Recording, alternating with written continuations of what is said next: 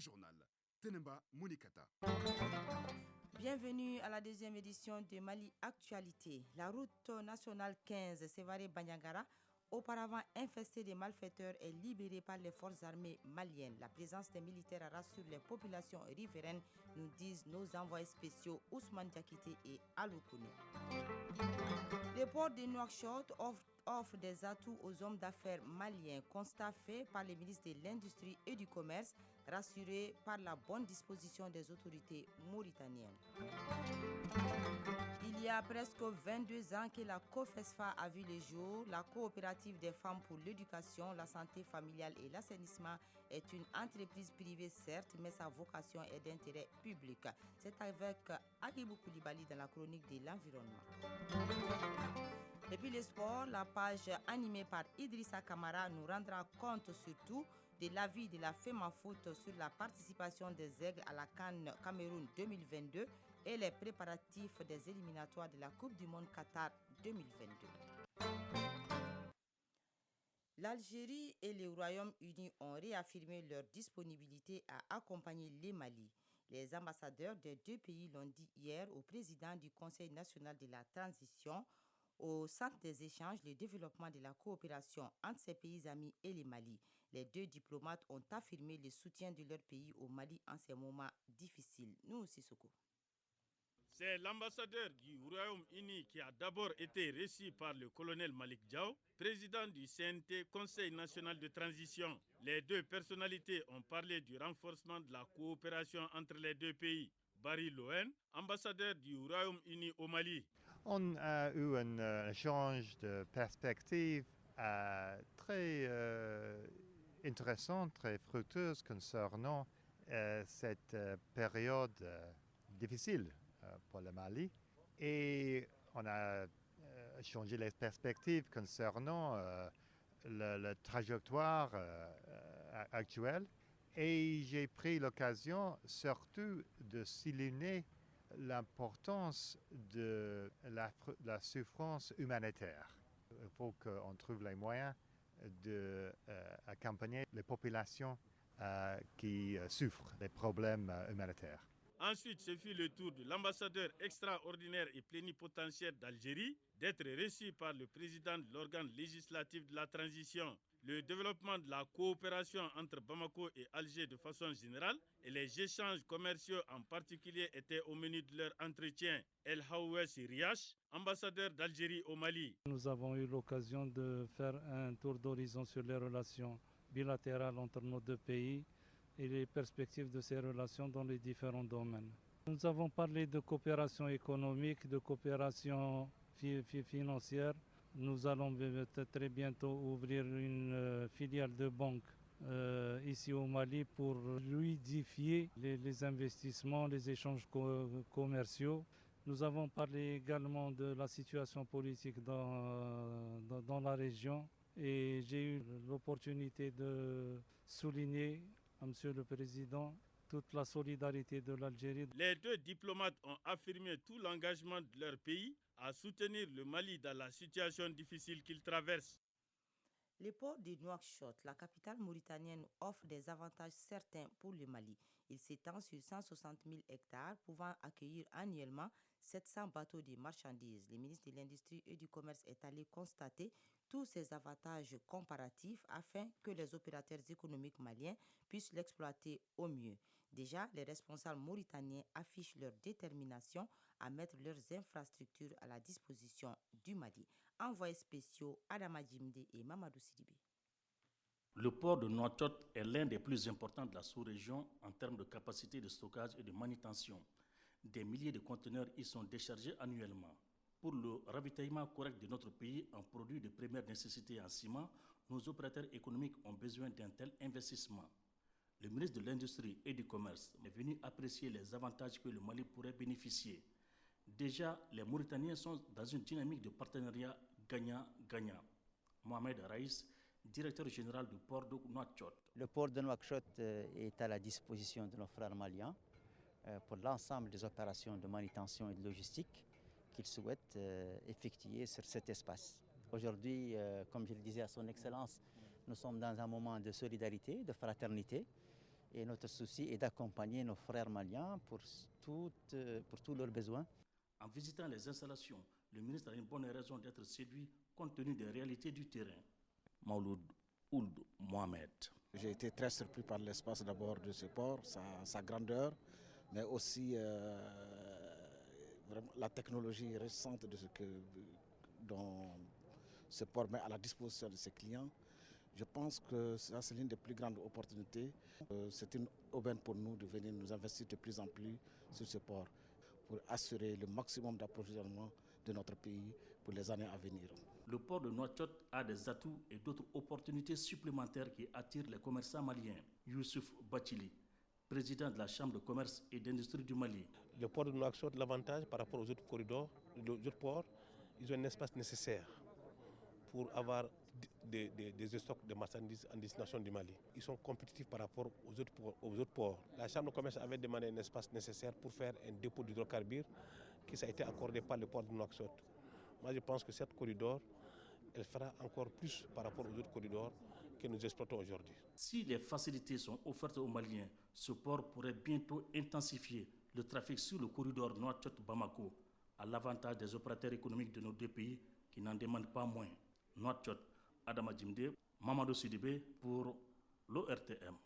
Nouvelle dynamique dans l'armée malienne. Les envoyés spéciaux ont effectué une immersion avec le commandant de la zone de défense numéro 6, le colonel Karim Traoré et ses hommes sur la route nationale 15, Sévaré-Bandiagara. Une route qui était devenue impraticable à cause des attaques récurrentes menées par les groupes terroristes. À la suite de cette patrouille d'envergure, la population a retrouvé sa quiétude grâce à la présence des FAMA. C'est dans le cadre de l'opération Maliko. Ousmane Diakité et Alou Kone. Les unités engagées dans cette opération de sécurisation de la RN15 ou la route du Poisson sont issues uniquement de la 6e région militaire. Elles sont nombreuses à être mobilisées sur le terrain pour cette patrouille d'envergure. Colonel Karim Traoré, commandant de la 6e région militaire à Sévaré. La route Bandiagara-Sévaré a fait l'objet d'une dégradation de la situation sécuritaire à un moment donné, ce qui a amené le haut commandement à nous instruire de mettre en place ici un poste de commandement tactique. En cours de route, il y a beaucoup de ponts, certains sont détruits et par la faute des terroristes. Dans l'évolution des missions d'escorte, il y a des consignes bien claires, c'est-à-dire la reconnaissance de tous les points suspects. En dispositif de combat, les hommes du commandant de la 6e région militaire fouillent toute la zone de long en large. Depuis sa prise de fonction le 2 février dernier, c'est la première fois que le nouveau commandant de la zone 6 du secteur 4 de l'opération Maliko met les hommes à contribution pour lancer une grande contre-offensive sur la RN15, une route qui avait été sabotée dans les temps par les groupes armés. Sidi Mohamed El Béchir, gouverneur de Bandiagara. La montée en puissance des FAMA est une bonne action. En tant qu'autorité de l'exécutif régional, nous voyons déjà ces résultats à travers la sécurisation des personnes et de leurs biens, la diminution considérable des actes terroristes. Partout où nous sommes passés dans la cité de Nangabanou-Tembeli, les populations ont salué unanimement cette patrouille d'envergure. Elles souhaitent que ce genre d'opération soit pérennisé. Ndende Ongoiba, président du conseil des cercles de Bandiagara. C'est nous qu'on invitait dans des rencontres à Mopti. À un moment, on avait la difficulté même de rejoindre Mopti. Et pour cela, certains même refusaient de partir. Donc aujourd'hui, je vois qu'avec la montée en puissance des FAMA, nous arrivons à effectuer ces déplacements dans les rencontres. Et les commerçants qui avaient un moment la panique d'aller commencent à se rassurer. Guindo Yaïgere Tembeli, dite Fifi, présidente de la société civile de Bandiagara. Aujourd'hui, grâce aux actions des femmes, on voit un effet par rapport à leur présence parce que les routes qui n'étaient pas praticables aujourd'hui commencent à être praticables. Colonel Karim Traoré, commandant de la 6e région militaire à Sévaré. En gros, l'évolution sur cette route-là, c'est en ambiance sûreté. C'est en ambiance sûreté pour éviter les attaques surprises, pour éviter les embuscades et pour enfin quitter la base avec les hommes sains et saufs et arriver à destination en conservant sa capacité opérationnelle. C'est une incursion terrestre visant à faire une reconnaissance et fouille de l'axe Bandiagara-Sévaré, un axe censé abriter des fiefs terroristes. Et ces fiefs ont été repérés en amont par les renseignements maliens. Résultat, la route Bandiagara-Sévaré est maintenant praticable grâce à ces actions des éléments servant dans le cadre de l'opération Maliko dans la 6e région militaire. Bandiagara, Ousmane Diakité, Alou Kone pour l'ORTM. À Bamako, un atelier international sur l'intégration dans l'espace frontalier du Liptako-Gourma s'est ouvert hier à l'école de maintien de la paix à Lune-Blondombe. Il s'agit pour les participants de se concerter sur la mutualisation des activités de sécurisation et de développement dans la zone. La rencontre est organisée par l'école de maintien de la paix. La cérémonie d'ouverture a été présidée par le ministre de la Défense et des anciens combattants, Isaac Tienou. Réunis autour de la mutualisation des activités de sécurisation et de développement dans le Liptako-Gourma, cette session se veut un espace qui permettra aux participants de cerner les contours de la double problématique si importante pour la zone. L'école de maintien de la paix, organisatrice de la session, offre ce cadre idéal pour discuter sans tabou des problèmes relatifs aux crises actuelles que connaît la bande. Colonel Suleiman Sangaré, directeur de l'école de maintien de paix à l'UBNB. Il est indéniable que le vase d'expansion naturelle des menaces et dangers démère l'espace régional. Les problèmes et leurs solutions ne peuvent être pris à bras le corps qu'à l'échelle de toute la région. Aucun pays pris individuellement ne peut emporter la victoire. El Hawes Riach, ambassadeur d'Algérie au Mali. C'est donc partant de ces considérations que l'Algérie apporte un soutien actif à cette institution et à ses activités. L'Algérie est attentive à ces projets pour aider les pays de la région à mieux comprendre et à mieux répondre aux menaces terroristes et autres qui hypothèquent leur développement socio-économique ainsi que les aspirations légitimes de leur population à la sécurité et à la paix. Ce séminaire se tient à un moment où une crise sécuritaire sévit dans la zone. Ainsi, des réflexions devront être menées sur des thèmes comme la coopération frontalière, la sécurité, la lutte contre la criminalité et le terrorisme, entre autres. Colonel Sadio Kamara, ministre de la Défense et des anciens combattants. Le présent séminaire se tient dans un contexte où la région du Liptako-Gourma est confrontée à des défis sécuritaires sans précédent et qui, malheureusement, retardent, sinon anéantissent tout effort de développement et d'intégration. Cette situation, avec ses corollaires de pertes en vies humaines, de déplacés massifs, de destruction d'infrastructures socio-économiques, engendre des conséquences néfastes sur le bien-être des populations, entraînant une augmentation sans cesse des besoins alimentaires et une insécurité croissante. Des recommandations issues de cette rencontre seront soumises aux autorités de la zone du Liptako-Gourma. 13h13 à Bamako, sur le continent. Au Burkina Faso, les groupes terroristes sont aperçus dans plusieurs localités de l'est du pays. Ils ont lancé un ultimatum aux habitants de quitter leur village depuis dimanche dernier. Ceux-ci fuient actuellement vers la commune de Pama, à environ une centaine de kilomètres d'Infada-Gourma. Les réseaux téléphoniques ne fonctionnent plus dans cette localité. Les installations ont été détruites par les hommes armés selon les habitants. En Côte d'Ivoire, le dialogue politique reprend entre le gouvernement et les formations politiques. Dès le lancement de ces travaux, le 16 décembre dernier, les 21 formations politiques présentent s'accordent sur un point. La date limite initialement fixée à ce jeudi ne sera probablement pas tenable et le gouvernement a accepté la possibilité d'une poursuite des discussions au-delà. Les débats se poursuivent aujourd'hui autour des mesures d'apaisement politique, les sorts des prisonniers arrêtés lors des crises électorales ou encore le retour des Ivoiriens toujours exilés. Au Nigeria, le leader pro-Biafra Nnamdi Kanu est de nouveau devant les juges à la Haute Cour fédérale d'Abuja. Le chef du mouvement des peuples indigènes du Biafra est poursuivi notamment pour terrorisme et trahison pour avoir appelé à la sécession dans le sud-est du pays. 8 mois après son rapatriement, il va peut-être tenter de nouveau aujourd'hui de contester la validité de la procédure judiciaire. Son procès, qui avait démarré le 26 juillet dernier, a été reporté à 4 reprises, tantôt pour des raisons de sécurité ou des problèmes de procédure. La Russie affirme qu'elle retire une partie de ses troupes déployées près de la frontière ukrainienne, un premier geste de détente après des semaines de tensions entre Moscou et les pays occidentaux. Selon le président américain Joe Biden, une attaque russe contre l'Ukraine reste tout à fait possible, mais il faut donner toutes les chances à la diplomatie.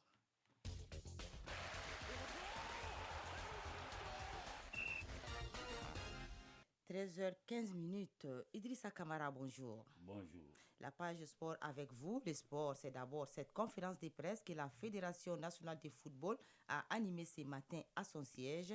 Il y a été question du bilan de la participation des Aigles du Mali à la CAN Cameroun 2022 et les dispositions que la fédération entend prendre en vue de la prochaine double confrontation entre le Maroc entre le Mali et la Tunisie pour le compte du dernier tour des éliminatoires de la Coupe du Monde Qatar 2022. C'est vrai, vous l'avez dit, Tenema Monikata, c'est vrai qu'il était question de faire le bilan de la participation des Aigles du Mali à la dernière CAN Cameroun 2021, mais aussi il s'agissait donc du destin de Mohamed Magasuba à la tête des Aigles du Mali. Un destin qui s'est joué effectivement ce matin au siège de la FEMAFOOT. La question, elle était très simple. Fallait-il le débarquer ou le maintenir à son poste en sa qualité de sélectionneur national du Mali? Alors, Sragatou Cissé, vous êtes en direct de la Fédération malienne de football, du siège de la Fédération malienne de football. Alors, comment la question du maintien ou non de Mohamed Magasuba en sa qualité de sélectionneur national a-t-elle été tranchée ce matin au siège de la FEMAFOOT? Sragatou? Sragatou Cissé. Sragatou. Oui. Alors, Idrissa, bonjour. Et voilà, je disais que la question ce matin était, alors, quel devait être le sort de Mohamed Magasuba à la tête des Aigles du Mali? Est-ce qu'il a été débarqué ou maintenu à son poste? Oui, Idrissa Kamara, bonjour. Je vous entends faiblement, il faut le dire ainsi.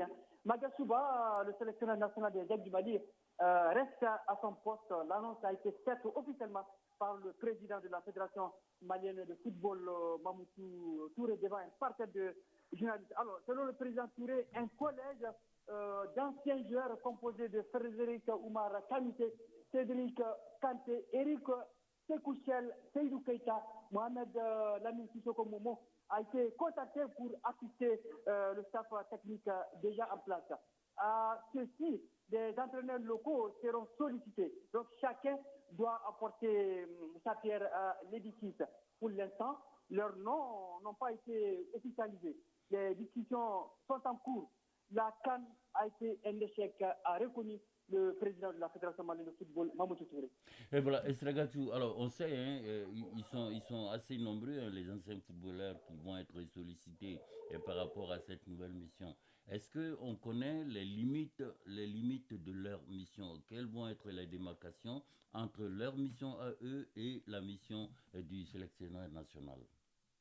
Alors, Idrissa Kamara, honnêtement, je vous attends très faiblement, mais vu l'urgence de la Fédération malienne de football et du département des sports, les préparatifs des barrages face à la Tunisie comptent à tout point de vue. Alors, quelle solution? La question reste posée.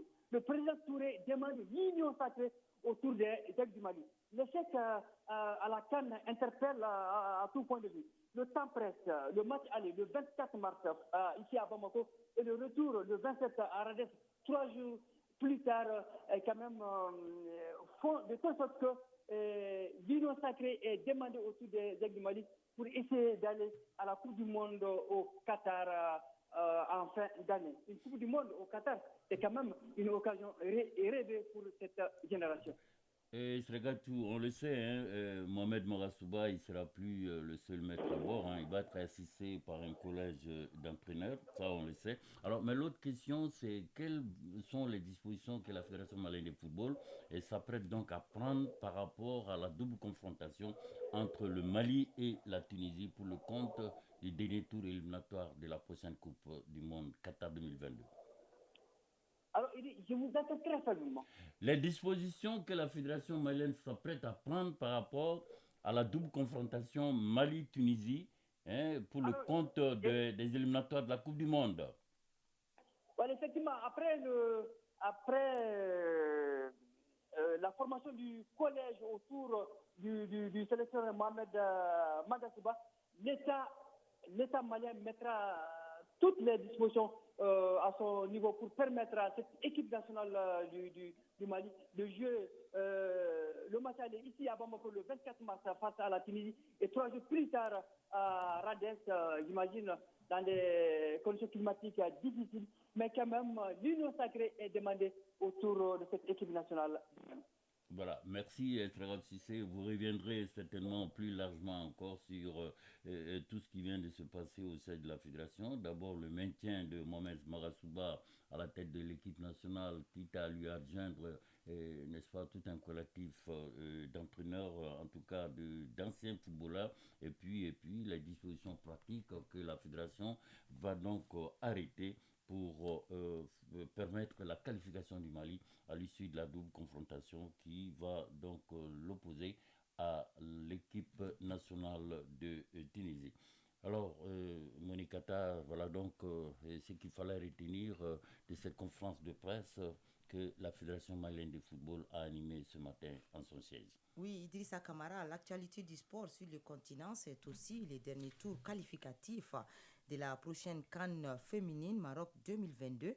Les Aigles Dames jouent cet après-midi même à Thiès contre les Lions du Sénégal. Les Aigles Dames tenteront cet après-midi de négocier à leur avantage cette manche allée du dernier tour éliminatoire de la CAN féminine Maroc 2022 face aux Lions du Sénégal, moins expérimentés certes. Elles partent avec les faveurs des pronostics au regard de leur vécu. Mais elles devront cependant se méfier d'une sélection sénégalaise qui voudra bien profiter de cet état de grâce que connaît en ce moment le foot sénégalais dans son ensemble, en battant le rappel de toutes ces footballeuses professionnelles qui font le bonheur de nombreux clubs européens. L'encadrement technique des Aigles Dames a, semble-t-il, mis tous les atouts de son côté.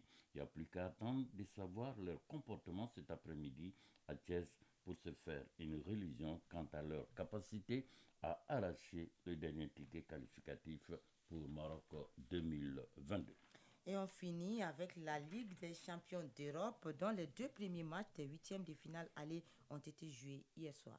Paris Saint-Germain, Real Madrid et Sporting Lisbonne, Manchester City, telles étaient les 2 affiches de ces 8e de finale aller de la très lucrative Ligue des champions d'Europe. Victoire à la Pyrrhus, 1-0 des Parisiens dont les innombrables assauts contre le camp adverse n'ont rien donné pendant 90 minutes. Mais le génie de Kylian Mbappé a fini par payer.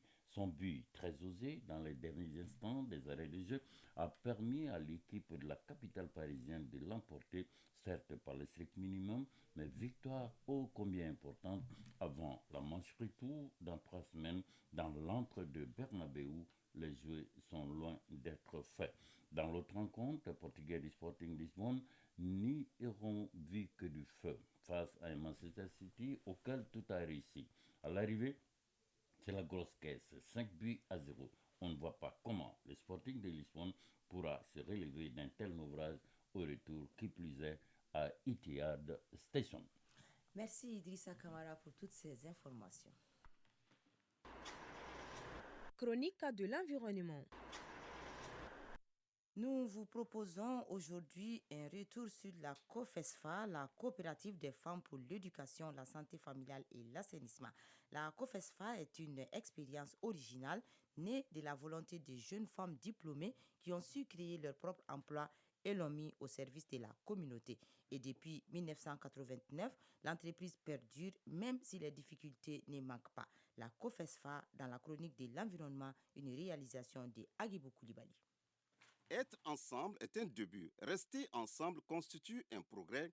Travailler ensemble est la clé du succès. C'est la devise de la COFESFA. Ainsi, les 16 femmes diplômées sans emploi sont arrivées, grâce à leur courage et leur professionnalisme, à faire de leur structure une coopérative pionnière au Mali. Un flambeau porté par celles qui sont encore restées dans le bateau COFESFA pour pérenniser les acquis. Konaté Aminata Diarra, présidente de la COFESFA.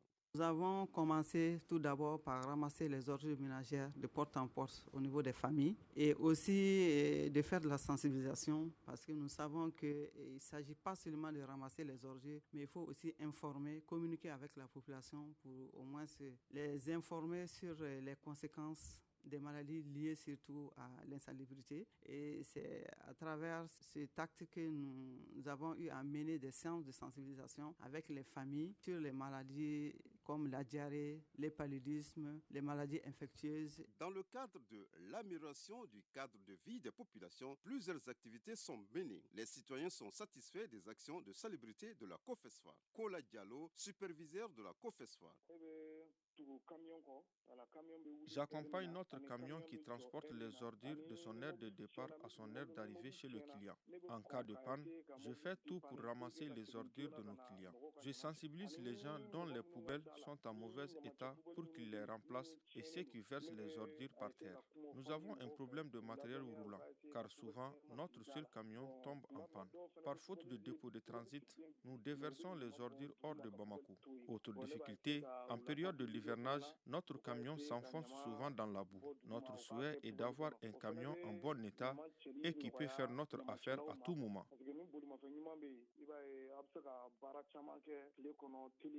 Bintou Kouma, citoyenne. En venant dans notre quartier pour donner l'information sur le ramassage des ordures, je me suis inscrit. Or, auparavant, ce sont les charretiers qui ramassaient nos ordures. Après mon inscription, les camions passent fréquemment pour enlever nos ordures. Nous travaillons ensemble il y a environ 5 ans. Je les estime beaucoup. Même en cas de panne de leur camion, ils trouvent toujours un moyen pour évacuer nos ordures. Notre souhait est qu'ils trouvent un camion en bon état qui puisse faciliter leur activité. Diakité Nafa Sidibé, citoyenne à la base B. Ils viennent ramasser nos ordures et en fin de mois, nous les payons. Pour l'instant, nous n'avons aucun problème avec eux. Les ordures sont enlevées à temps. Pour les autres familles, ils laissent leurs reçus à mon niveau. Je récupère l'argent et ils viendront chercher. Nous sommes logés en étage. Nous payons 1500 francs CFA. Au-delà des ménages, la COFESFA intervient aussi dans les entreprises. Mohamed Diko, représentant d'une entreprise de la place à Sirakoro. Le partenariat, ça va peut-être, nous sommes là en train de nous diriger vers une 3e année. Mensuellement, ils passent chez nous 2 fois par mois pour ramasser nos ordures. Côté ponctualité, côté professionnel, moi personnellement et la société en question, on n'a pas de reproche à faire à la société qui sont issus de l'usine et de notre campement qui est juste contigué à l'usine. On achemine vers une 3e année de partenariat. En tant que femmes diplômées de l'enseignement supérieur, ces femmes ont troqué leur diplôme contre les pelles et les râteaux pour entrer dans les camions afin d'assainir la ville de Bamako. Parallèlement, la COFESFA s'est lancée dans la construction de latrines publiques qui sont relativement rentables. Nous avons vu qu'à travers Bamako, il n'y a pas assez de toilettes publiques et les gens pratiquement passent toute la journée au dehors. Donc au niveau des gares routières et de certains marchés de la place, nous avons eu à construire des toilettes publiques aussi pour permettre aux communautés vivant dans ces lieux de pouvoir mieux se soulager et dans un endroit plus sain. Par manque de moyens de locomotion, la présidente Konaté Aminata Diarra lance un cri de cœur aux autorités administratives et d'autres partenaires. L'État peut quand même s'investir dans ce domaine-là, même si l'État n'a pas les moyens de le faire, peut inciter les bailleurs, parce que généralement les grands bailleurs qui peuvent financer cet aspect-là, c'est avec l'État qu'ils se rencontrent généralement. Donc lors des réunions, les rencontres avec ces grands bailleurs-là, c'est l'État qui doit les inciter à créer des usines de transformation